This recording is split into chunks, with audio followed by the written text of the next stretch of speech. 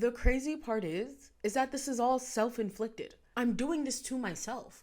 Hey, it's Allie, and welcome back to me talking about literally whatever I want. My channel is quite literally just the many thoughts I have in my head at any one given time, and you know what? I like it that way. Screw a niche. In the spirit of doing whatever you want, I want to talk about FOMO, which is the fear of missing out, and how it is slowly killing media and myself and other people, and how I actively combat against that. Now, what sparked this was two things. I wanted to see Puss in Boots so badly since the trailer came out. I wanted to see this movie so badly. I was like, I'm going to go see this movie, and I never did, for the sake of mostly just time, money, mostly money, but very recently, actually, as of filming this literally yesterday on Friday, I was able to see it, and I am so happy that I did. But I realized that I had a whole lot of anxiety leading up to me seeing it. Like, it actually leaves theaters this week that I'm filming this. This is the last day it's going to be in a lot of major theaters, and I felt so much anxiety at the beginning of the week trying to figure out how I'm going to go see this movie. I had late shifts all week, so I couldn't go see it after work because the latest showing would be at 9 or something, and I wouldn't get out until 9:30 or something, so it would be too late to go see that. It was a whole lot, and I was getting a lot of fear and anxiety about not going to see this movie, even though I could have just rented it online, even though that would have been a lot more money. But the point was, I was getting so much anxiety about it to the point where I had to sit down with myself. I was like, whoa, girl, why are we getting this much anxiety over an anthropomorphic cat? Please. And the second thing that brought this on was Legend of Zelda Breath of the Wild 2 Tears of the Kingdom just got announced. The last trailer just got announced, and it's coming out in May, release date, all that type of stuff. And I haven't finished the first one, Breath of the Wild. And that really got me thinking about, this rush I have sometimes and anxiety I have sometimes to finish things like shows, movies, games, whatever, before the next one comes out or before people stop talking about it, and how Breath of the Wild kind of breaks through that mold. And I kind of want to talk about those two different dichotomies today. So if at any time you like this video, please give a like and subscribe, because I make videos like this all the time. And comment down below if you suffer from FOMO. I know I'm going to get a little deeper into FOMO as it relates to social anxiety, which I'm 80% sure that I have. So if at any time you relate to any of this, or if you don't, if I'm just screaming into the void, that's fine too, screw a niche, whatever. But if you relate to this at any time, sound off in the comments. Let me know. Let me know, and let's jump into it. So when Puss in Boots 2 The Last Wish initially came out, I don't want to say broke the internet, but it got people talking about it a lot. The animation girlies, myself included, were really hyped up for this. They were really this movie is so good, please go watch it. Past just the animation, which was obviously inspired by anime and Into the Spider-Verse and this, that, the third, it's refreshing to see a different type of animation on screen than just Disney-ified stuff, which is I still like Disney movies a lot, but it is refreshing to see other types of animation on screen. And so that was kind of the first round of oh my god, this movie is so good. So of course, me being in the animation space, not as an animator, but as an appreciation for animation fan, I really I was oh yeah, we're gonna see this movie. I don't know how, but we're gonna see this movie. And then it breached containment, as people like to say, and this movie started to get around to people who don't normally go see animated movies, or maybe do but don't really think anything of it. They just see the animated movie to see it, not really care too deeply about it, and then they started raving about it, and so now it's nominated for an Oscar, and I'm okay, I really need to go see this movie now. And that's when the anxiety started to build up and build up and build up. And it was just this kind of fear that I had that people were going to stop talking about this movie. And when I do eventually get to go see it, no one is going to care that I went to go see it. And there won't be a space for me to talk about it anymore, because people have already moved on to the next thing as things seem to go on the internet. And this anxiety actually got so bad to the point where I thought I was just gonna not see the movie. I literally was just well, maybe I just missed out on this movie, and that's that.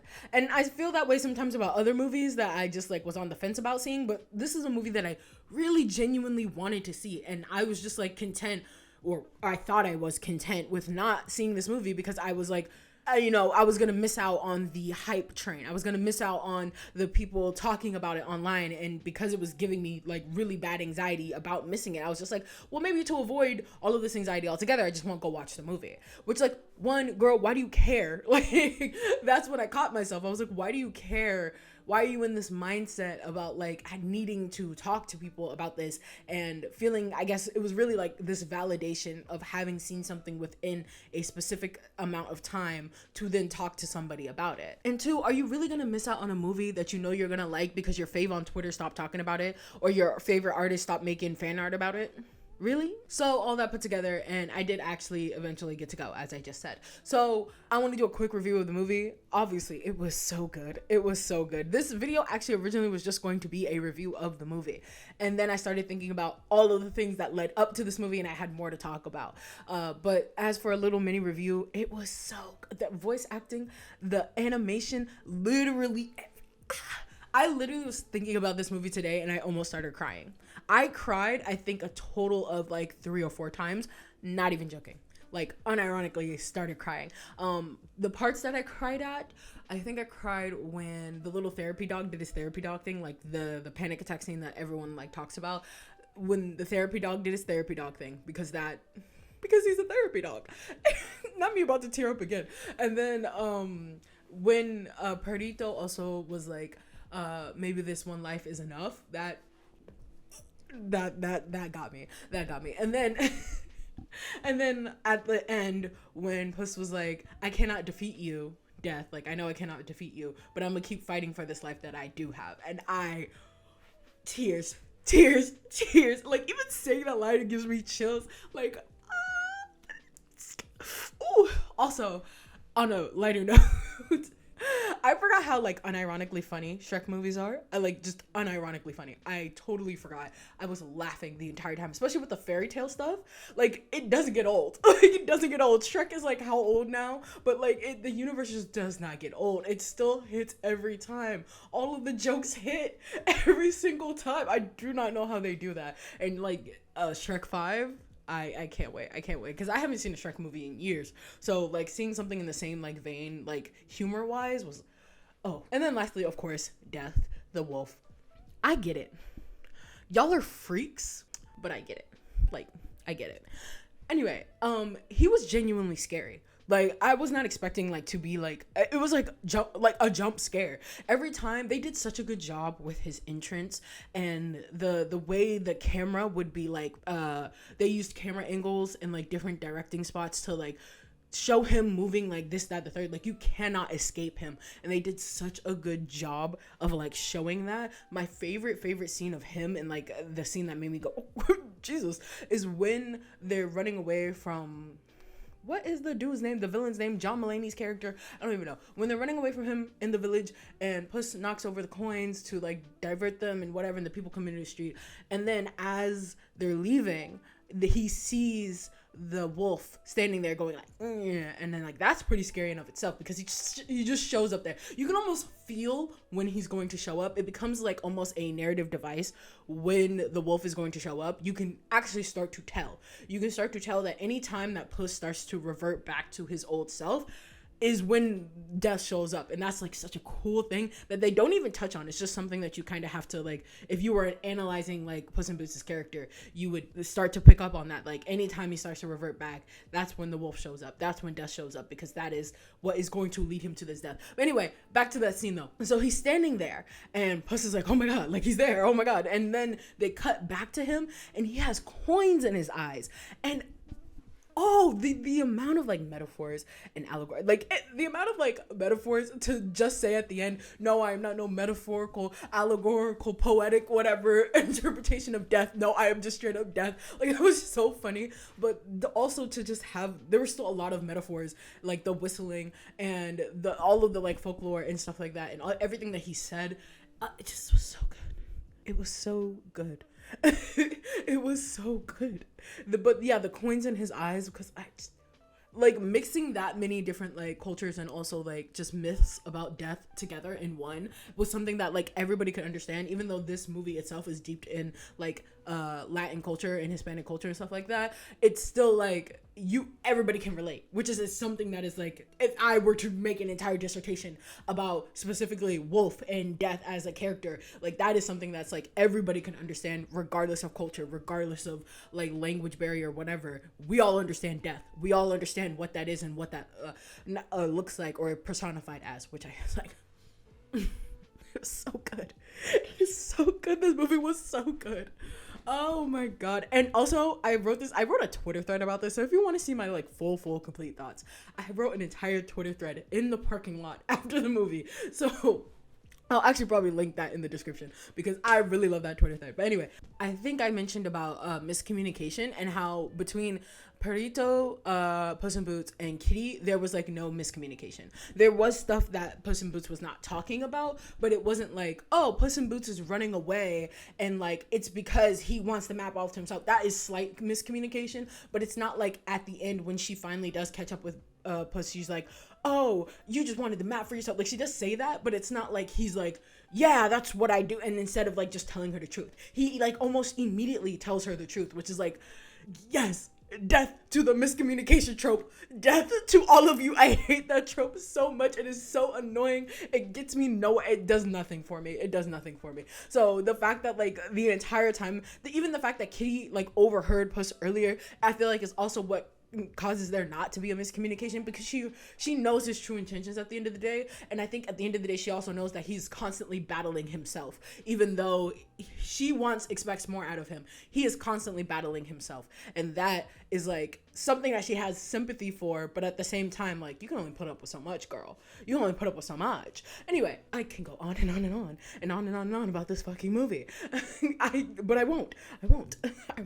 Anyway, I just, this movie has a grip on me, and I knew it was gonna have a grip on me, but I can't not say that I didn't feel a sense of relief and like untenching my shoulders when I did finally get to go see this movie, because I was no longer having such immense anxiety about seeing this movie and about being able to talk about it online. And that really kind of struck me. I was like, girly, that's not good.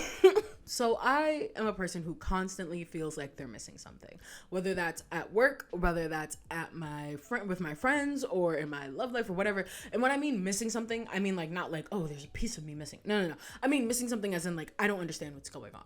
Like, there is something that everybody else knows that I do not know. And sometimes that is true, and sometimes it is not true. Either way, it is steeped in anxiety. And FOMO is something that like kind of seeps into there, but like kind of triggers that. FOMO is what triggers my social anxiety and triggers that feeling of like missing out, but for the sake of like me not knowing something, if that makes sense. And that kind of puts me in the position of like this immense anxiety that I need to know everything, which of course you already know has its ups and downs. I'm not going to go too deep into that. That's for my therapist, my non-existent therapist, to know.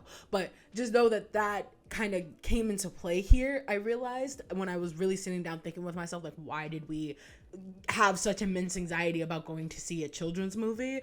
I really thought about the fact that like being in the know is something that like I value a lot, and something that I can almost pinpoint the exact reason why this is like, you know, childhood trauma, again, for my therapist. But that's kind of like the reason why I have FOMO a lot of the times when it comes to even something as small as a children's movie. So a couple of scholarly articles and a Forbes article dumbing it down for me later, I have come to this conclusion. The fear of missing out, or FOMO, is basically the perception of missing out on something, and this comes in many forms, like how everyone in your Instagram feed has seemingly this perfect life, and they're all doing fun things like going to conventions every weekend and this, that, the third. And, you know, people try to combat this by saying, well, Instagram is just a highlight reel.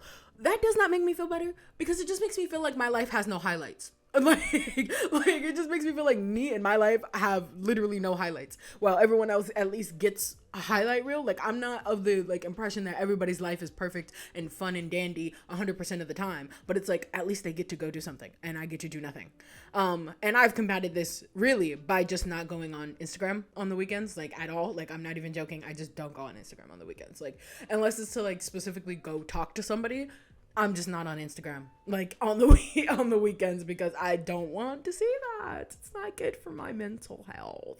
But of course, FOMO can manifest even deeper into constantly feeling that you need to keep up with things around you in order to be accepted into spaces. So FOMO can trigger, like I said, my social anxiety pretty badly, because I feel like if I'm not up to date, if I'm not offering something to the world, like a YouTube video, or just being able to talk about something and being in the know and talking about something, like I know about a show to the point where like I can rattle off the wiki or whatever, if I am not that, then I am nothing. Like, in these spaces, in these like nerd spaces, these blurred spaces, if I do not offer something, no one's going to want to talk to me just because I am me and we have similar interests. I have to be something else. I have to know something else. I have to, like, I don't know, go, I guess, above and beyond, because no one is going to like me for me.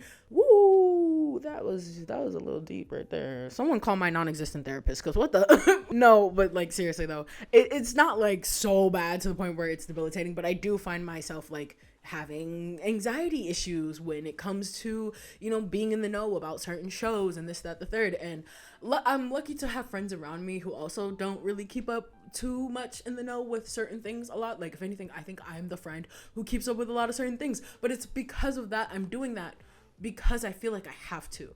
Of course, I love these shows, I love these movies, I love these games, but especially being in my early 20s, being a broke gal in my early 20s, I don't always have the ability to go watch these movies, to go play these games. And so I rely on other things like Let's Plays and stuff to, like, you know, fill me in. But it still feels like I am like almost a poser in these things. Like, for instance, The Legend of Zelda Breath of the Wild. I told you we'd get back to that. That's something that, like, I felt like a poser for liking, even though I've never played a Zelda game up until I got Breath of the Wild. And I still to this day haven't finished the game. I'm actually like, I think I'm about 20% through that game, if we're being super honest. Like, I just got to the part about the Sheikah Slates, which I think is still like tutorial mode. So I think I'm even less, probably like 5% through that game. So let me tell you what I tell you. I can feel FOMO that triggers my social anxiety a lot, because I feel like I will not be accepted into these spaces otherwise, which is not how this works. You need to look no further than my YouTube channel. A lot of my videos are just reviews. They're just review videos and me talking about something. I don't really offer a lot of like challenging beliefs about a show or any in-depth things. Sometimes I have in-depth like ideas in my head. Like, for instance, I keep talking about doing an Adventure Time video one day, and that's because I have so much in-depth like shit I want to talk about with that show that, like, I know that that's going to take longer to do. But on a week-to-week basis, sometimes I just watch something, I like it, and I'm like, oh yeah, I like this thing. And that's also a way that I am combating like FOMO and combating this anxiety that I have with these things, is because I'm doing this for me and for my own creative release, and because I don't know how to shut up and I love talking about things. So I do this for myself, and that's why I think YouTube has really helped me to break out of that. And also the fact that, like, I do want to make more friends and find more community and stuff like that, and it's really kind of helped me to calm down, if that makes sense, and not have so much anxiety about needing to be in the know about something. And that's the beauty of YouTube versus like TikTok or something, that everything has to be super fast and trends. And not to say YouTube doesn't suffer from that too, but like, people make videos about Adventure Time 4 or 5 years, almost 10 years after the fact Adventure Time is aired. And that's like a beautiful thing, and people still watch it and still interact with it and still talk about it and stuff like that. And so that's why I think YouTube has been able to, like, it's okay, like, you'll get to it when you get to it. And that's why, like, I don't feel bad if I get a video out that's like me talking about The Last of Us, and like the episode that I'm talking about already aired and it's been a week or like whatever. I've stopped caring about that, because it's like, it'll be here. It'll be here when it be here. Like, my Lego Monkey Kid video, like, literally just blew up, like, in terms of, like, how many views I get on this channel. And it's been really cool to, like, find people and talk to people who like Lego Monkey Kid, and it's inspired me to make another Lego Monkey Kid video when I do eventually watch season 4, when it gets subbed or dubbed. I'm hoping the dub comes out real soon, because I really want to watch it. I felt like I needed to provide some type of value in order to be accepted into these spaces. Do you see where the childhood trauma is, like, coming from? Yeah? Cool, because again, I'm not explaining it any deeper than that.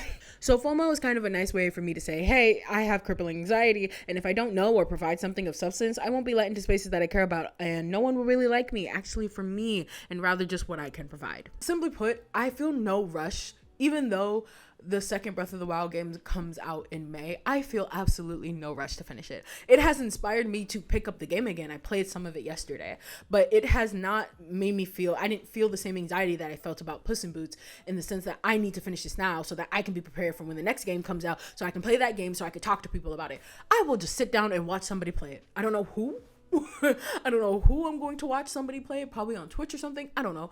But I will sit down and watch somebody play it until I myself can go finish the game, for the first game for myself, and then have the money to go get the second game. I am like not in a rush. I don't feel that same anxiety that I did with Puss in Boots. And I think that's just because I am forcibly taking my time with this. And video games classics never age and they never die and they never get stopped talking about, which is something I think I do want to make a video about, is how I feel like there are no classics anymore, not because the quality of content is lower, but because we are getting so much content. There is so much oversaturation of content now, whether that's video games, movies, media, whatever. Binge watching, I've actually come to hate binge watching. I literally used to feel, I'll talk about all the time how back during 2020, during quarantine, I binge watched 10 episodes of One Piece a day. And me and my friend were basically doing this together, and we caught up on One Piece by like August of that year. It was kind of crazy. And it was fun. It was genuinely fun. But I remember feeling like so burnt out and tired some days, but I would force myself to do it because I felt like I needed to keep up with my friend. I felt like, and that led me to sleeping halfway through Fishman Island. Now, some of you don't like Fishman Island, so you wouldn't care that I slept a lot through it. But I slept through the Zoro and Mihawk fight. I had to go back and rewatch it because it was like 3 a.m. in the morning and I was tired. I'm not really like that deep of a night person. Oh, my 2020, my sleep schedule wasn't messed up, but I felt like I had to keep going. But when something is, but like, that's the thing about One Piece. One Piece is a classic in my eyes. But when something is a true classic, I feel no need to rush. And Puss in Boots, in my opinion, is also a true classic. The entire Shrek series are classic, but Puss in Boots 2 specifically is a classic. It's top movies of the year. Top movies of like forever, honestly. It's genuinely up there as like one of my favorite animated movies of like all time. If not just some of my favorite movies of all time. So anyway, I'm saying this to say, I feel like we need to also talk about, not today, maybe again in that video I talk about classics, but we also need to talk about the fact that oversaturation of media and kind of this pushing of like binge watching and you need to watch this right here, right now, and be in the know, don't have FOMO. Like, corporations use FOMO a lot. I literally got a message today from Subway about buy one, get one free, like footlongs. And they were like, the FOMO is real. BOGO FOMO is real. Shut up. But I feel like we need to talk about, I guess, capitalism's role in the fact that I have FOMO and I constantly feel the need to be keeping up with things and consuming things. And I need to keep up with this fast-paced life. Otherwise, like, I don't live a very slow life, but I feel like I need to incorporate more aspects of that in my life because the anxiety is bad. Again, why am I having anxiety over a cartoon movie about anxiety? We've come full circle. Anyway, to wrap this up, basically, I am taking steps out of my time. Like, I'll get to it when I get to it.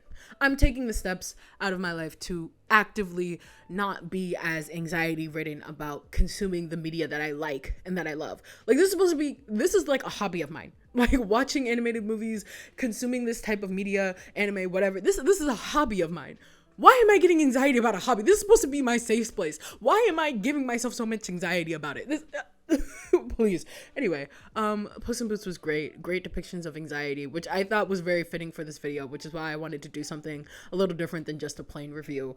Yeah, if you feel the same way, let me know down in the comments below, and we can combat this together. We'll get to it when I get to it. I always tell my friends whenever they recommend me a show or movie or game, I'm like, it's on my list. And they know that list is invisible. It's not because I don't appreciate the recommendations that they give me. I do, actually. I do really appreciate the recommendations that they give me.